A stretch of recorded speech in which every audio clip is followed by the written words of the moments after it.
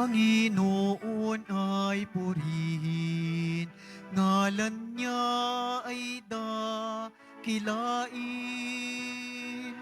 Panginoon ay purihin, ngalan niya ay dakilain. Panginoon, ikaw ang may likha ng langit, dagat at lupa, ng buwan, araw at mga bituin, tanang nilalang sa papawirin.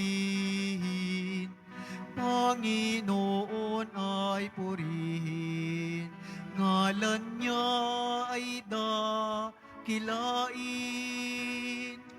Panginoon ay purihin, ngalan niya ay dakilain. Ngalan niya ay dakilain.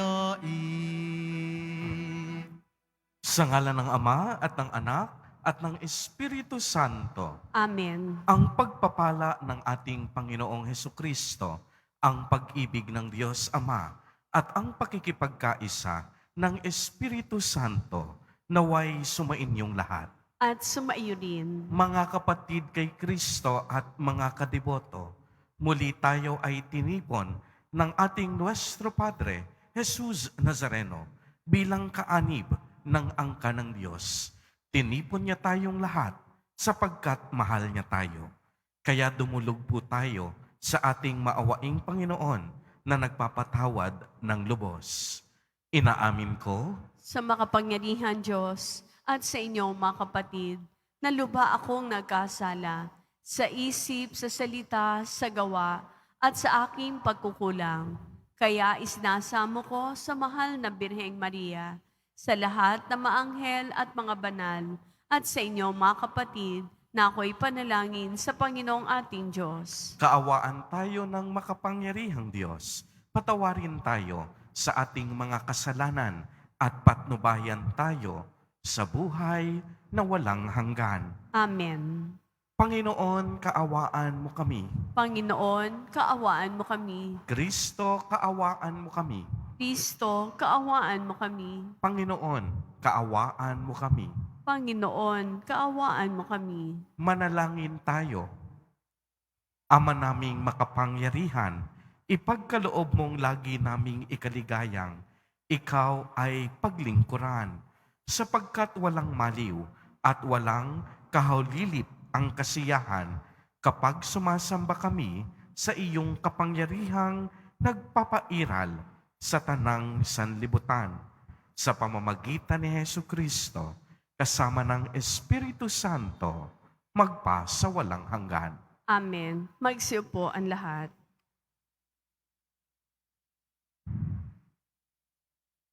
Pagbasa mula sa unang aklat ng Makabeo. Noong mga araw na iyon, may sumipot na masamang binhi. Ito'y si Antioco Epiphanes, ang anak ni Haring Antioco.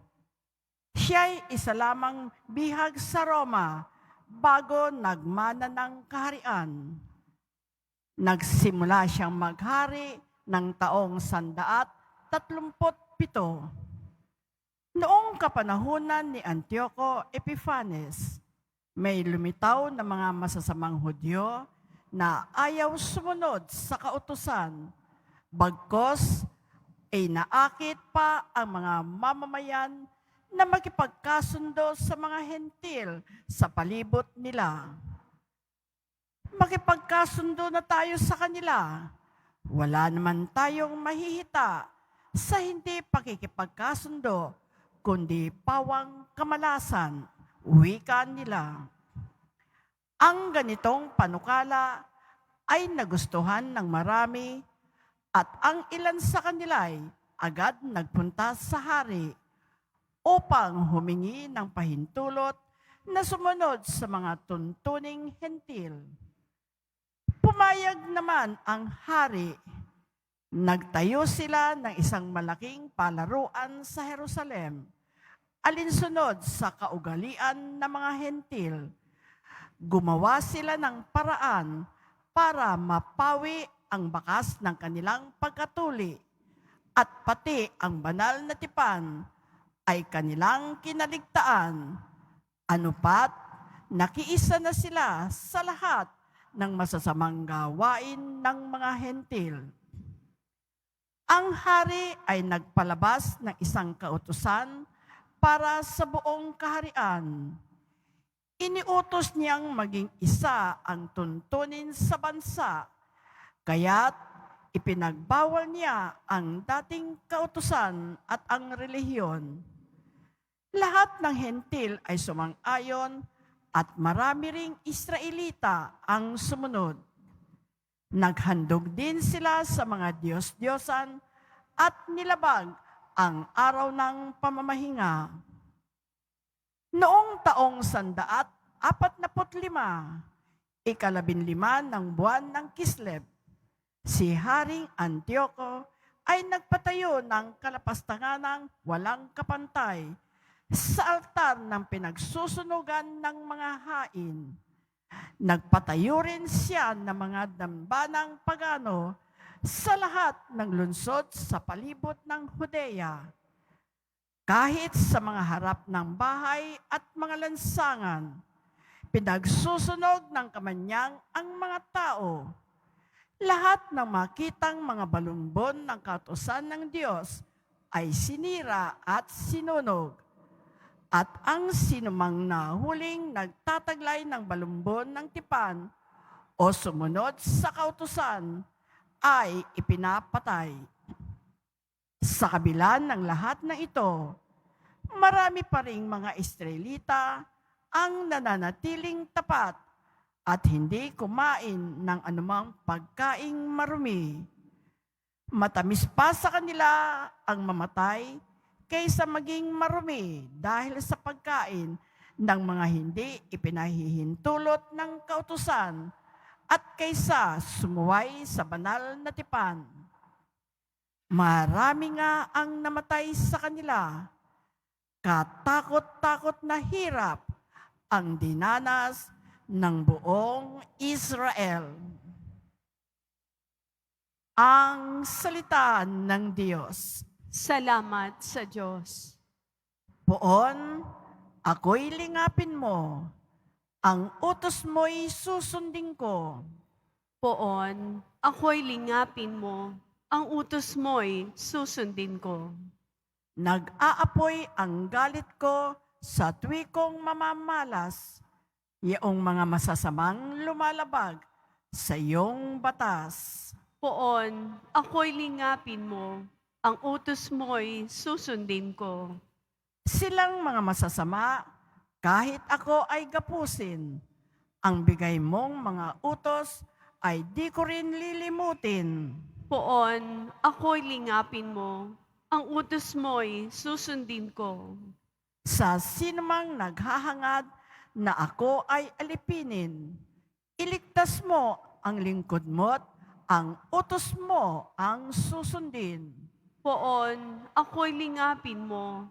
Ang utos mo'y susundin ko. Palapit na ng palapit ang sa akin umuusig, mga taong walang galang sa utos mong isinulit. Poon, ako'y lingapin mo. Ang utos mo'y susundin ko. Yang mga masasamay, tiyak na di maliligtas, dahilan sa kautusang hindi nila ginaganap. Poon, ako'y lingapin mo. Ang utos mo'y susundin ko. Nagdaramdam akong labis kapag aking namamasdan, yaong mga taong taksil na laban sa kautusan. Poon, ako'y lingapin mo. Ang utos mo'y susundin ko. Magsitayong lahat.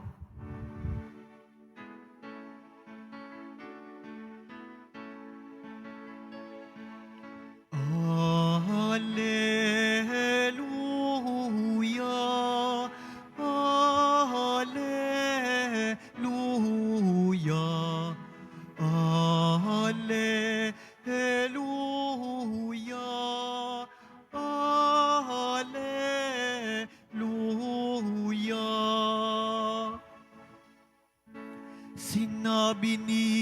Hesu Kristo. Ako ang ilaw ng mundo at buhay ng alagad ko. Hallelujah, Hallelujah, Hallelujah, Hallelujah.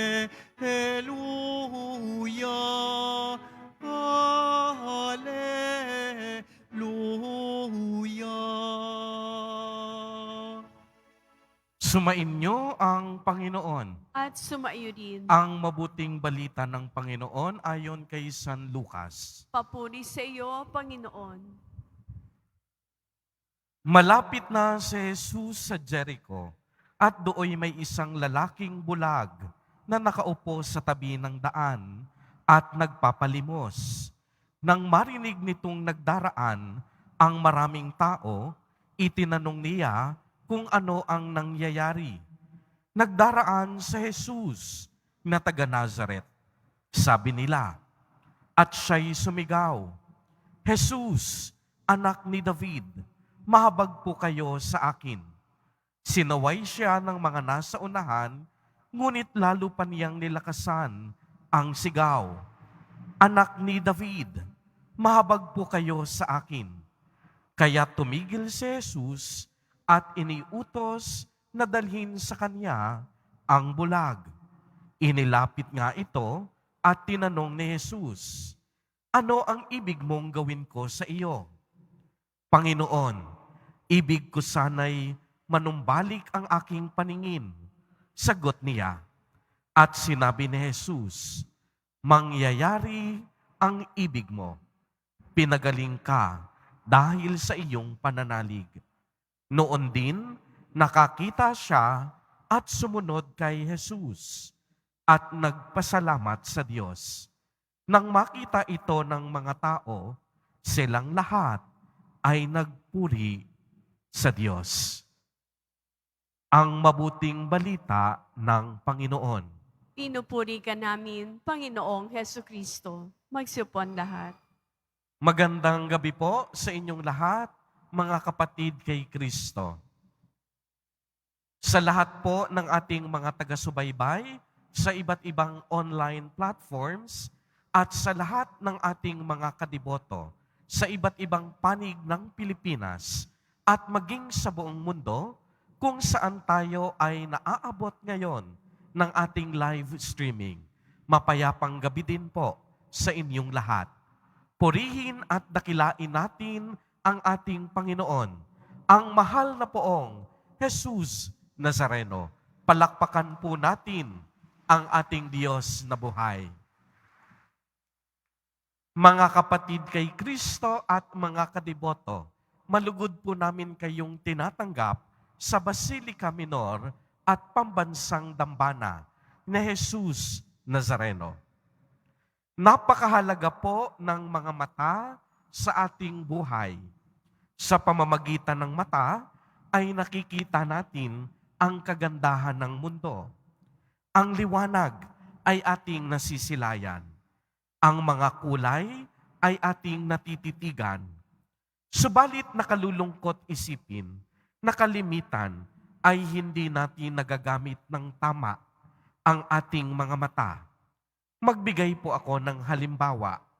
Minsan, ang mga mata ang ginagamit natin upang pintasan ang ating mga kapwa.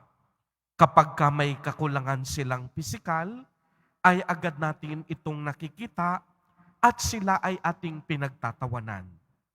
Minsan naman, may mga pagkakataon na ginagamit natin ang mata upang husgahan ang ating kapwa.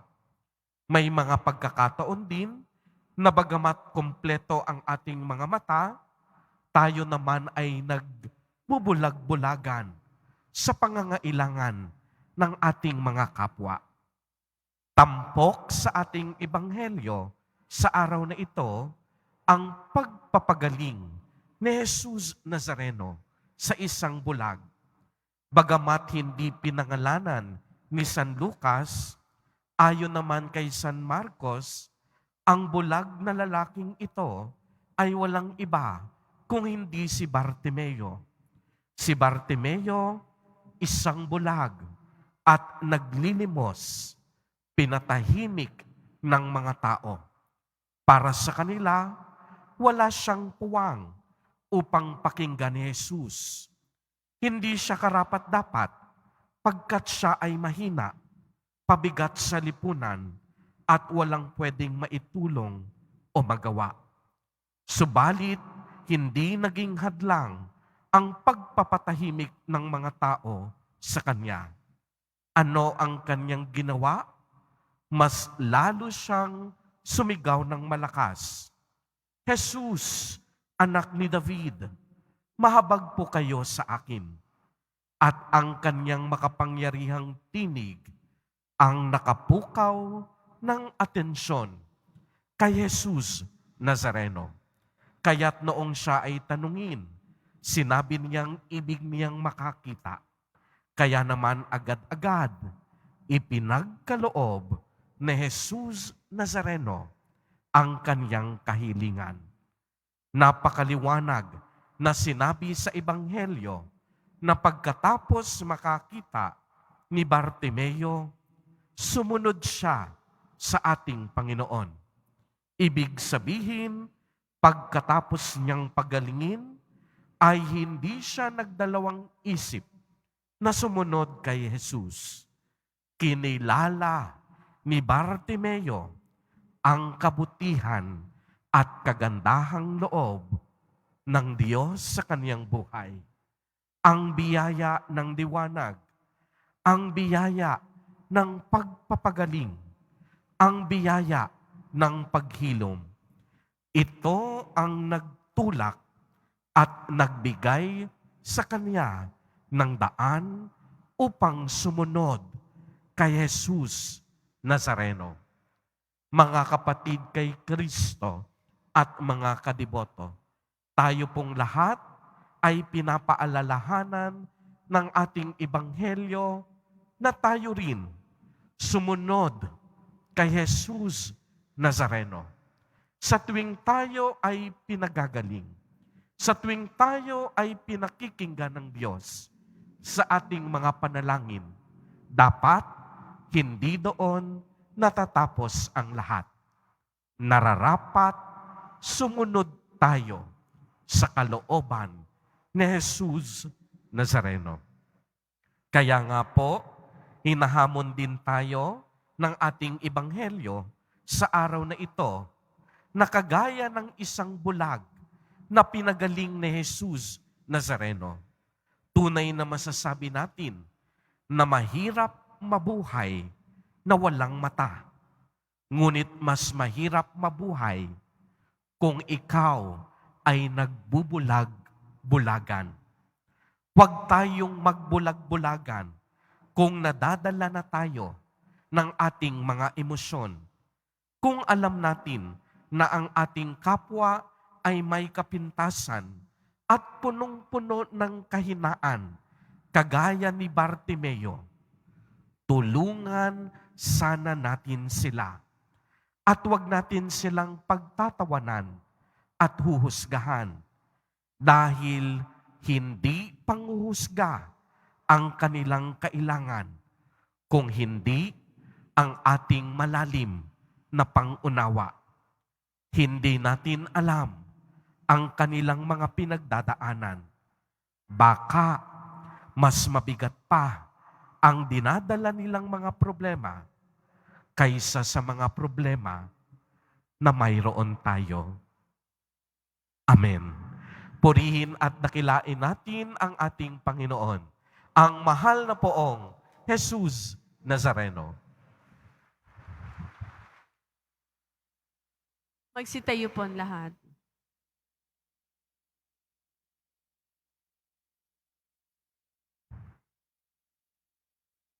Minamahal kong mga kapatid, hilingin natin sa Diyos Ama na buksan ang ating mga mata upang malinaw nating makita ang Kanyang daan at sundan siya ng buong puso.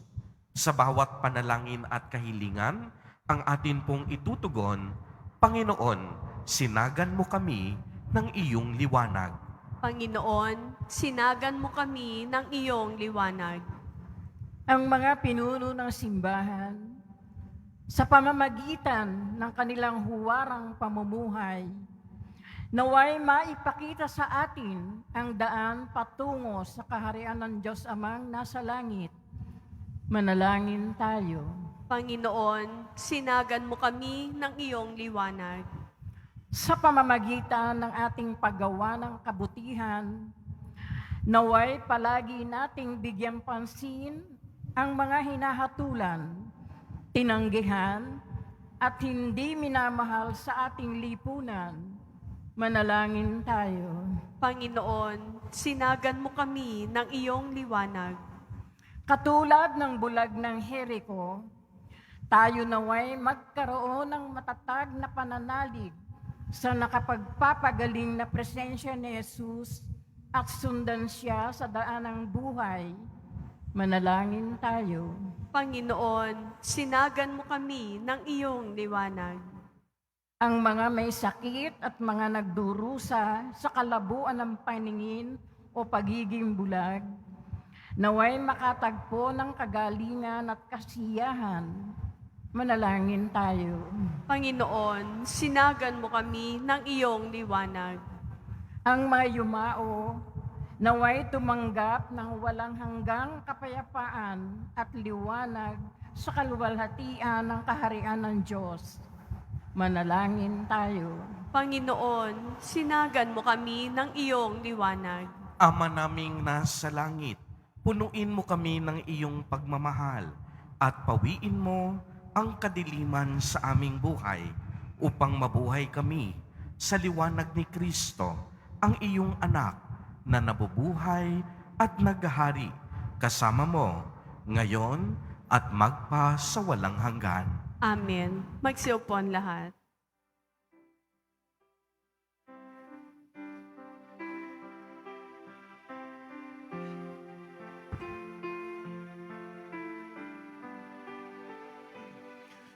Itong alak at tinapay ay handog sa iyo, Ama. Ito'y bunga ng aming gawang iyong pinagpala. Sumasamo ang iyong bayang, tanggapit iyong basbasan, nang sa amin maging tunay na katawat dugo ng iyong anak.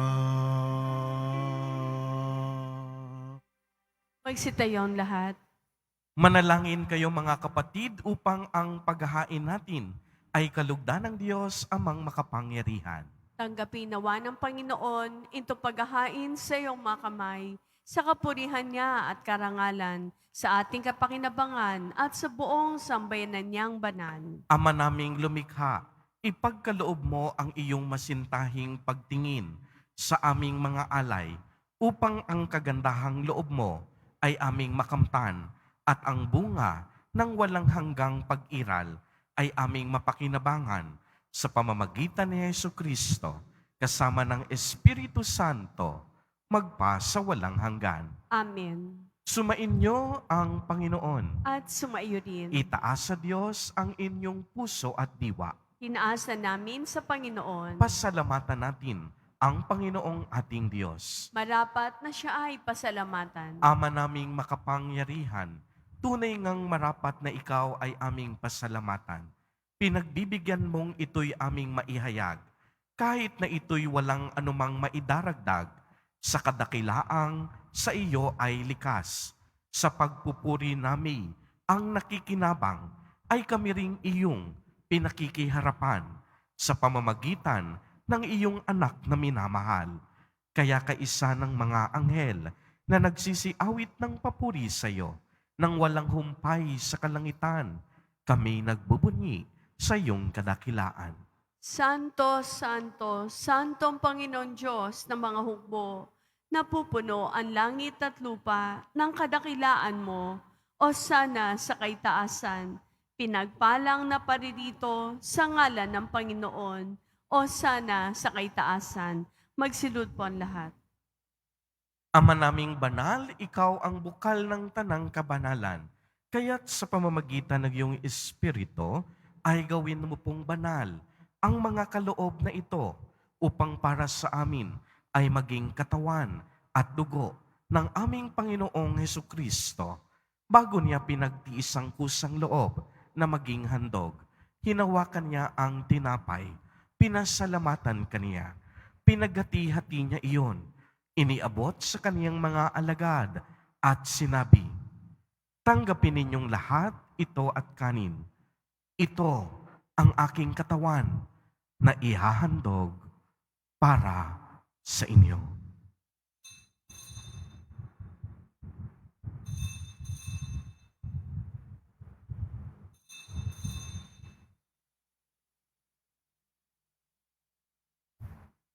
Gayon din naman noong matapos ang hapunan, hinawakan niya ang kalis, muli kaniyang pinasalamatan. Iniabot niya ang kalis sa kaniyang mga alagad at sinabi, "Tanggapin ninyong lahat ito at inumin. Ito ang kalis ng aking dugo, ng bago at walang hanggang tipan, ang aking dugo na ibubuhos para sa inyo at para sa lahat sa ikapagpapatawad ng mga kasalanan. Gawin ninyo ito sa pag-alaala sa akin."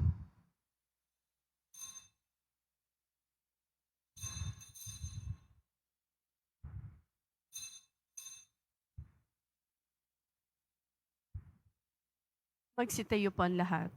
Ipagbunyi natin ang misteryo ng pananampalataya. Si Kristo'y namatay, si Kristo'y nabuhay, si Kristo'y babalik sa wakas ng panahon. Ama, ginagawa po namin ngayon ang pag-alaala sa pagkamatay at muling pagkabuhay ng iyong anak.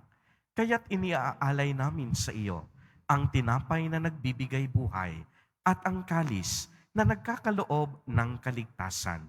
Kami po'y nagpapasalamat dahil kami iyong minarapat na tumayo sa harap mo para maglingkod sa iyo.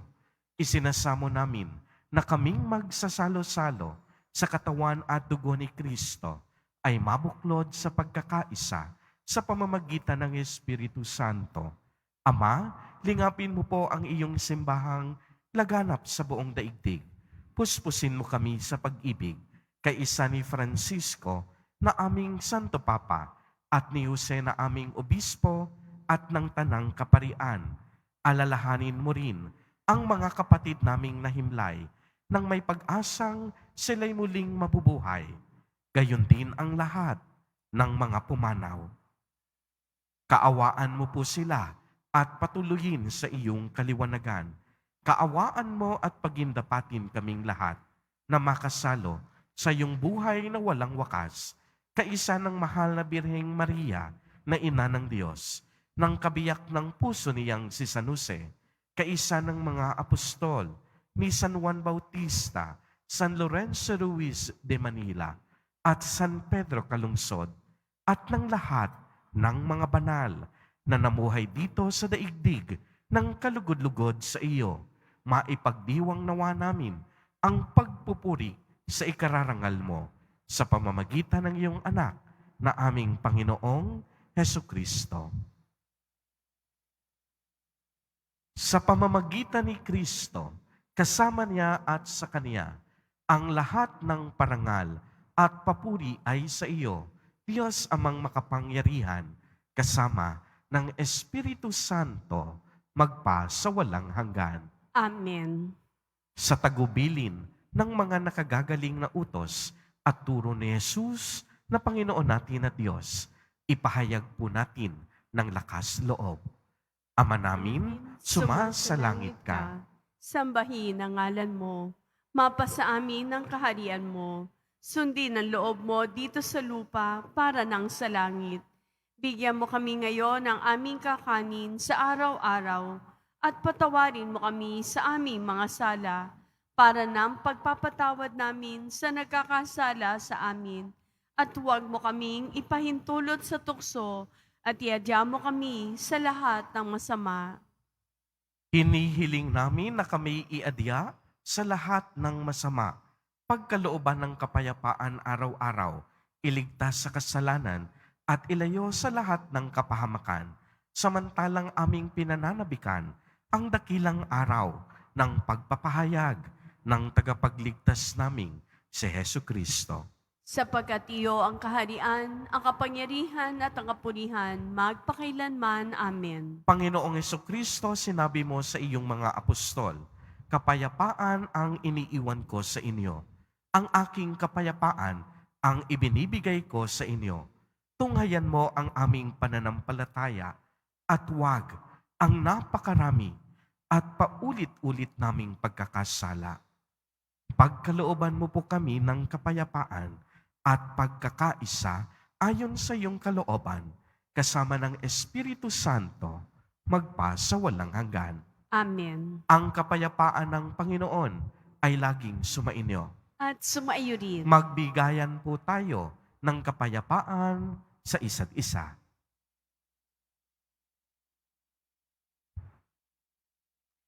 Kordero ng Diyos na nag-aalis sa mga kasalanan ng sanlibutan, maawa ka sa amin. Kordero ng Diyos na nag-aalis ng mga kasalanan ng sanlibutan, maawa ka sa amin. Kordero ng Diyos na nag-aalis ng mga kasalanan ng sanlibutan, ipagkaloob mo sa amin ang kapayapaan. Magsilud po ang lahat. Mga kapatid kay Kristo at mga kadiboto, narito ang ating Nuestro Padre, Jesus Nazareno. Lumapit po tayo sa Kanya at magbalik loob. Siya ang kordero ng Diyos. Siya ang nag-aalis ng mga kasalanan ng sanlibutan. Mapapalad po tayo na inaanyayahan sa Kaniyang piging. Panginoon, hindi ako karapat-dapat na magpatuloy sa iyo, ngunit sa isang salita mo lamang ay gagaling na ako. Ipagsanggalang nawa ako ng katawan at dugo ni Kristo para sa buhay na walang hanggan. Amen.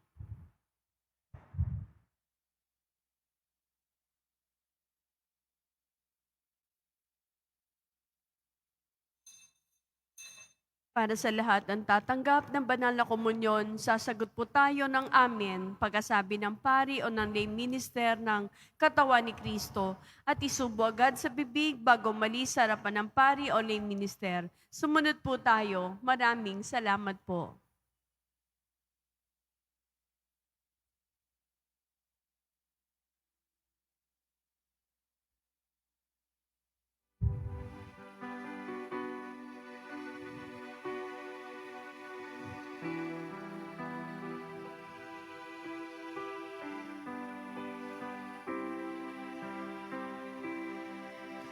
Iluong lahat ng takot sa iyong damdamin.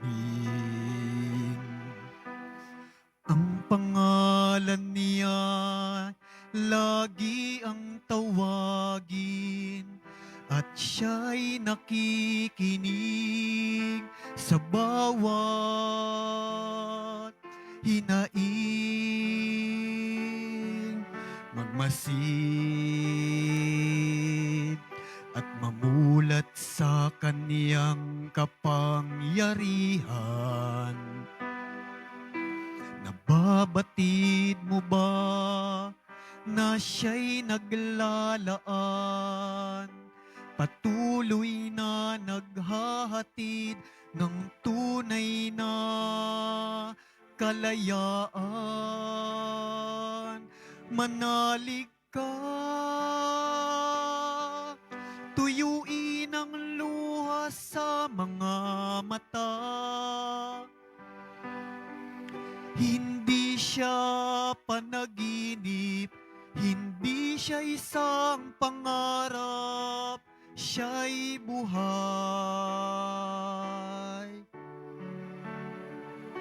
Manalig ka.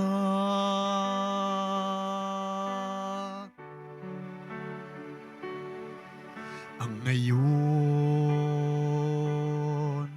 tila walang mararating na bukas. Ngunit kung siya ang hahayaang maglandas, pag-asa ay muling mabibigkas.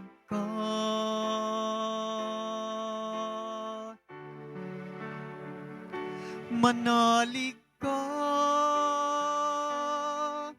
tuyuin ang luha sa mga mata. Hindi siya panaginip, hindi siya isang pangarap, siya'y buhay. Manalig ka.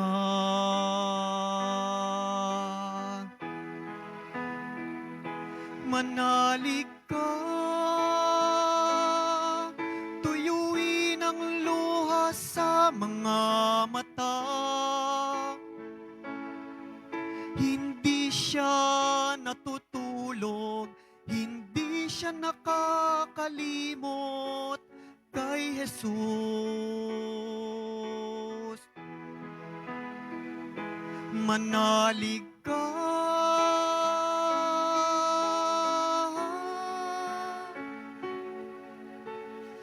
Kay Jesus.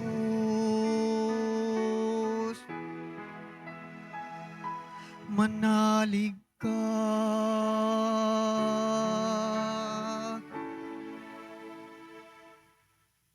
Available na po ang opisyal na kalendaryo para sa taong 2024 na ating parokya. Sa mga nagnanais bumili, maaari kayong magtungo sa ating parish office. Ito po ay nagkakahalaga ng 80 pesos. May karagdagan discount sa bulk orders. At available pa rin po ang ating mga All Souls envelope. Sa mga nagnanais, maaari kayong kumuha malapit sa mga pintuan ng ating simbahan o sa information card. Isulat lamang po ang mga pangalan ng mga kamag-anak, kaibigan at mga kakilalang na mayapa o sumakabilang buhay na. At sa buong buwan ng Nobyembre, ito po ay ating sasama sa lahat ng mga misa na nagaganap sa ating simbahan. At pagkatapos ng misa, wiwisikan po ang lahat ng banal na tubig. Pinakikiusapan ng lahat na manatili lamang muna sa inyong mga lugar. Tanging sa Quezon Boulevard o sa Plaza San Juan lamang ang labasan na lahat. Sumunod po tayo. Maraming salamat po sa inyong pagdalaw at pagsisimba sa Basilica Menor at Pambansang Dambana ni Jesus Nazareno. Magsitayo po ang lahat. Manalangin tayo.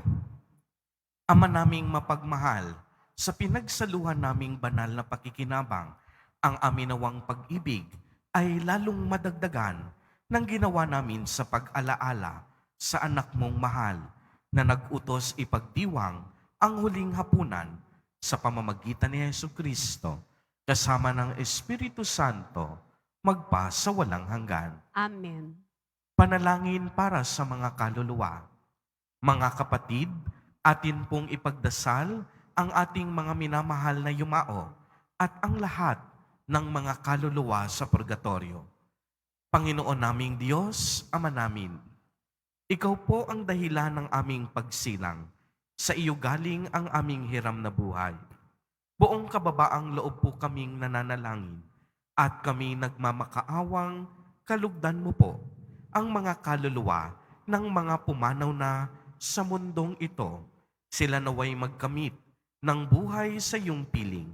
Alisin mo ang anumang mga karumihan ng kasalanan upang sila ay maging marapat sa iyong walang hanggang kalinisan.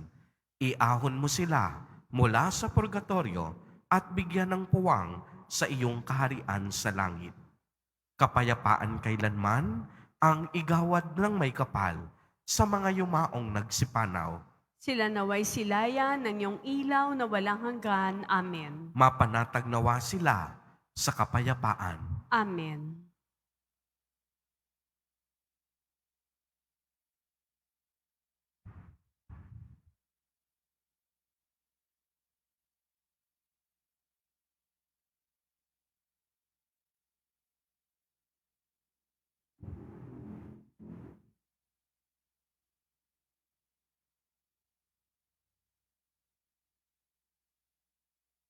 Sumainyo ang Panginoon. At sumaiyo rin. Pagbabasbas. Mahal na poong Jesus Nazareno, inihayag mo sa pamamagitan ng krus ang walang maliw na pag-ibig ng Diyos sa sangkatauhan. Pakinggan mo ang kahilingan ng iyong angkan na nagsusumamo sa iyo. Makamtanawa nila ang iyong katugunan at tanggapin ang kasagutan na may utang na loob na tinatanaw. Basbasan din po ninyo ang mga daladala nilang mga imahen at dasalan. Sa pamamagitan ng bendisyon na ito, naway maalala nila ang mga pangako nila noon sa binyag na ikaw ang kanilang iibigin at paglilingkuran bilang Panginoon magpasawalang hanggan. Amen. At pagpalain po kayong lahat at ng inyong buong pamilya ng makapangyarihang Diyos, Ama, Anak, at Espiritu Santo. Amen. Humayo kayong taglay ang pag-ibig at kapayapaan ng poong Jesus Nazareno. Salamat sa Diyos.